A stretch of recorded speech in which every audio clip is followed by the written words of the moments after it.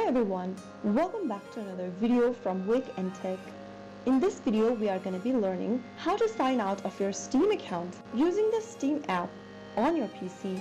If you're sharing your PC or switching Steam accounts, signing out of your Steam account is super easy. First of all, launch the Steam app on your PC and make sure that you're inside the home page. Once you're in, go to the top right corner of the screen and click on the drop-down where you can see your username. Now, in the pop-up, click on Sign Out of Account and then confirm the sign out by clicking Confirm. Remember that you will need to re-enter your account name, password, and Steam Guard details to use Steam again.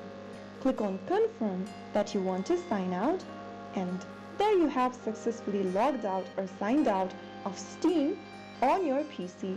If this video helped you, make sure to hit the like button, subscribe for more quick tech tutorials, and drop a comment if you want a guide on how to sign out on mobile as well. See you in the next one. Thanks for watching.